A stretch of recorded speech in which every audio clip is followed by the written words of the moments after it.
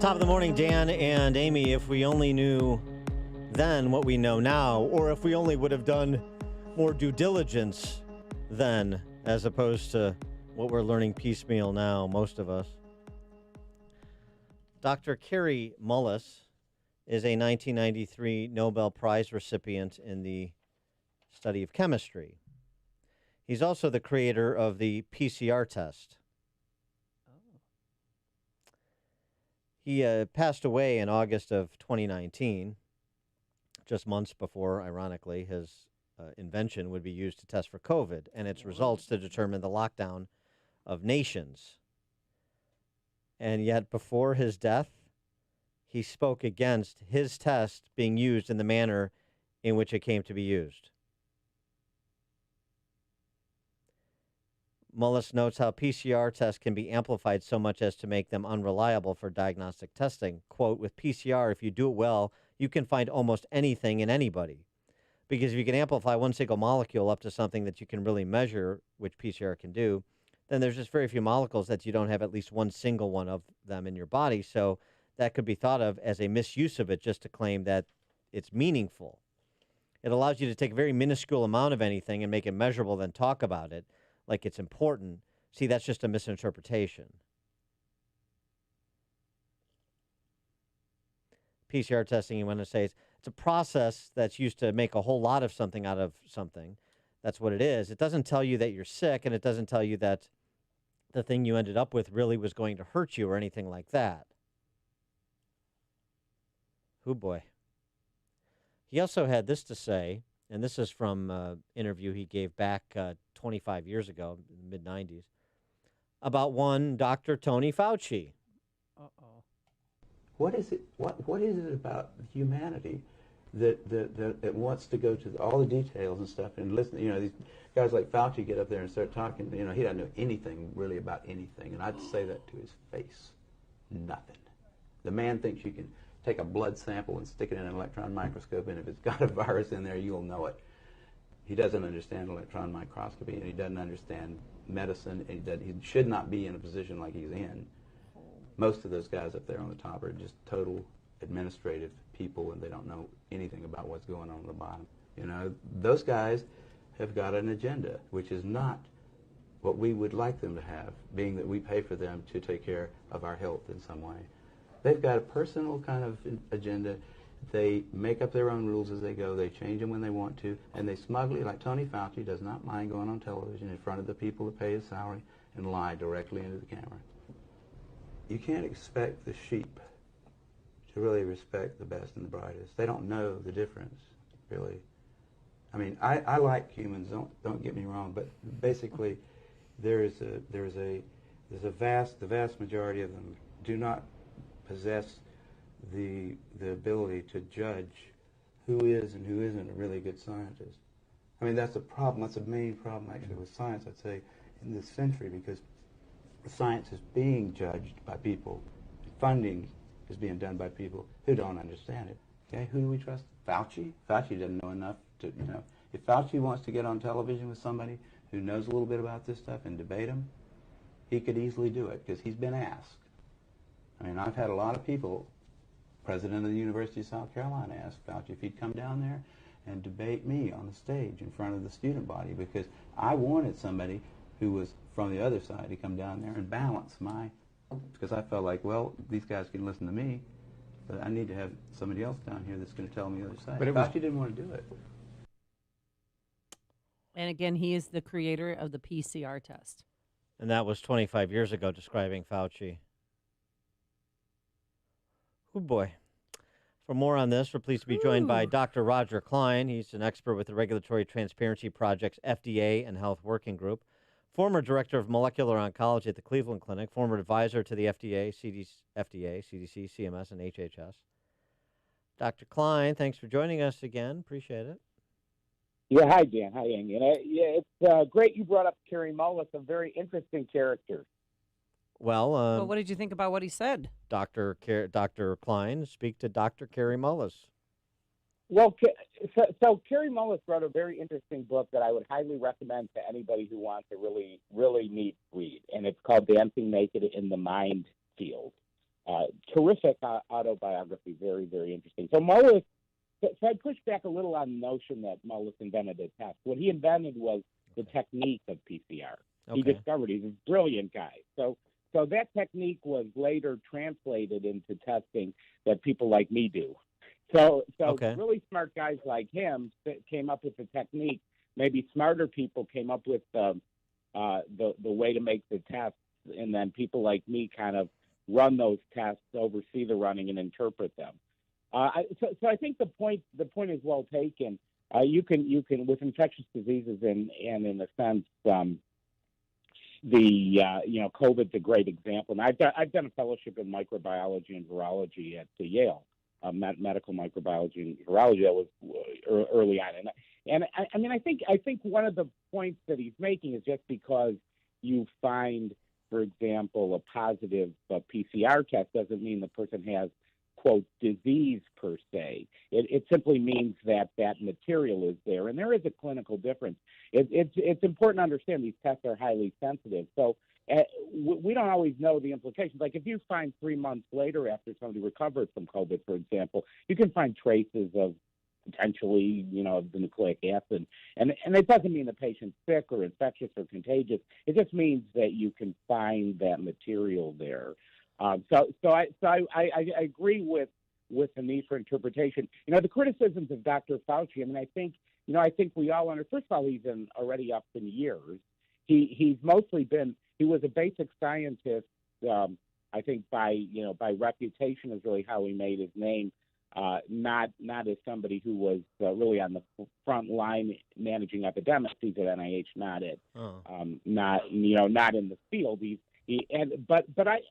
a smart guy, but he's one person. He's an excellent HIV researcher. He's mostly a bureaucrat now. He manages an institute. He can't have a lot of time to do other things.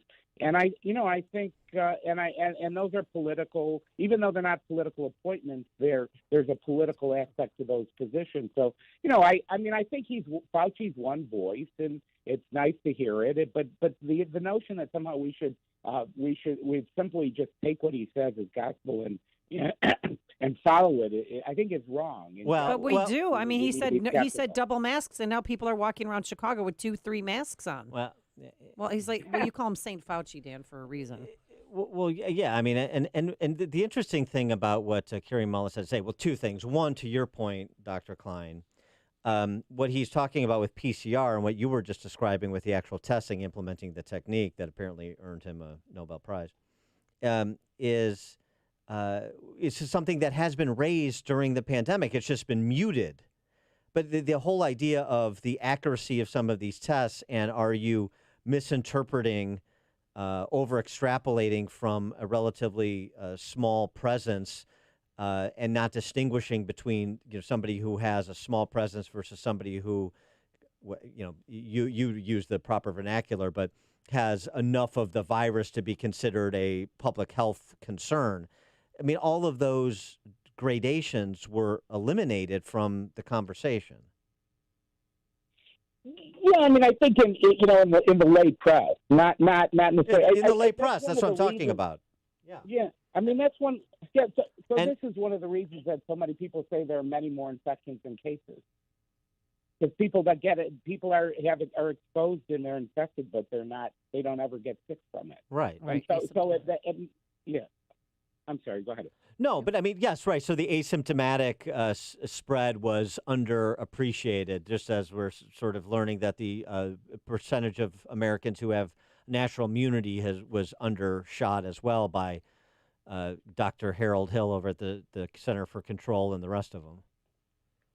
Yeah. I mean, first of all, Kerry Mullis, we have to. His discovery, you cannot overestimate the impact. It's revolutionized medicine across the board in every diagnostic area, whether it's infectious diseases, yes, of cancer and other areas. So I mean, the magnitude of what he discovered is phenomenal. It's impossible to overstate it. I want to be clear about that. Yeah. But to the point about masks. CDC came out with a study recently that looked at the entire period of the epidemic of 2020, and and this got very little fanfare, but they looked at mask mandates and they found almost no impact. You know, it's very hard to do studies that would really isolate that as a sole. Usually, there's more things going on, so as a sole factor, very hard to isolate. But there was no greater than a 1.8%, I think, increase a decrease in the rate of spread. Fudging and factoring all kinds of statistical ways to try to isolate masks, which again is hard to do. There were anomalies in those statistics generally that that question reliability. For example, the deaths were higher. The reduction in deaths were 1.9 versus 1.8. It doesn't make a lot of sense during those periods because you would expect probably the rate of death probably wouldn't change. Wouldn't necessarily. It might lag, they also looked at restaurants, and they looked at on-premise dining, and they looked at they didn't distinguish inside and outside, and there's time lags and weird things, but they found the point is the effects were very modest. I know, but but Dr. Klein, here, let me interrupt here, because here's the problem with that, because something else that Carrie Mullis discovered, or at least seems to be ahead of the learning curve for the rest of us, at least he was willing to speak publicly about it, is that Fauci is not somebody that should be the Oracle of Delphi in the public mind. And what he's done, you just mentioned the study out of the Center for Disease Control. What he is doing then when he goes on these shows and talks about mask wearing and does the pro forma repetition of wash your hands, social distance, he is committing a sin of omission because he is not providing context that an agency he effectively represents has developed through research. He should be providing that sort of context to tamp down this misunderstanding that so much of the public has, fanned by political hacks, that the masks are some sort of panacea or force field around you that a lot of people believe, which is why they run around shaming everybody not wearing a mask every second of the day. Yeah, so you're 100% right. I've never seen so much fervor for something with so little evidence. Yes. We've had a randomized controlled trial. The Danish did. It didn't show anything. There have been two trials, one with COVID, one with another type. One was in Vietnam. We really don't have clinical data, clinical evidence, not barrier numbers of droplets with a mannequin, but real clinical evidence. We don't have the evidence that it has a substantial effect. There's no way, based on the study that was presented, even if there's an effect, it's small. There's no way it would impact the trajectory of an epidemic. There's an obligation of public officials to be truthful and to present the information in an unbiased way. And one gets the feeling there is a greater emphasis on trying to scare people into certain behaviors than there is in trying to let them make their own choices based upon accurate information. Well, exactly. And it's always in the direction of lockdown. It's always in the direction of control over. Rather than, why doesn't Fauci, when he goes on, and it's not just him, but it includes him, and he is the sanctified one, so we're going to start with him. Why isn't he beating the drum as loudly for getting kids back in school, and hasn't he been over the last 6 to 10 months, as he is for something that's essentially a placebo, like mask wearing? I mean, there's John Bailey of the American Enterprise Institute has looked at 130 studies. Reopening doesn't lead to increase in cases in the community, and closing classrooms should be a last resort. Over and over and again, everywhere in the Western world, and yet they slow walk any comment about what's going on in Chicago or L.A. or San Francisco or New York. They've been nowhere really in this debate other than sort of forced pro forma admissions that the science suggests that classrooms, schools aren't spread. It's the safest place for kids. They say it once and then they walk away from it rather than hammering away at this the way that they hammer away at mask wearing and washing your frickin' hands. because as I think Carrie Mullis suggested and as you're suggesting, these are really political events. When somebody's getting on, ahead of a government-funded research institute, getting on television, it's a political event. They're now working with politicians. They're not independently representing that agency. It's always a danger when you have governmental funding and governmental support of any kind of scientific enterprise. And so I think you're right. They're not. I don't believe that we're being treated like adults. And as far as masks and these other lockdowns, Rand Paul, I think it was Rand Paul, said that masks are about submission. Right. And the question is, are they taking? Are people now taking something that is basically receding, and due to both vaccination and infection, which we call natural immunity, but infection, are they taking this opportunity to pass $2 trillion bills to take away liberties, freedoms, to try to change voting in America, to do all sorts of things to transform a wonderful country under the guise of COVID? Exactly. And what President Biden is doing now, he's scaring people that say, if you don't get the vaccine, you're going to be wearing masks, not for the next 100 days, for life. That we need you to get the vaccine, and if you don't get the vaccine, you're going to have a diaper on your face forever.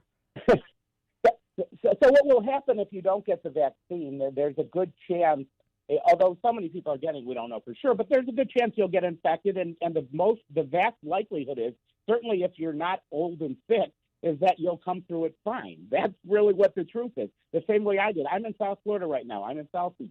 I'll tell you what, you would not know there's a pandemic here. There's a lot of young people. They're out having a good time. They're living their life. They're enjoying themselves.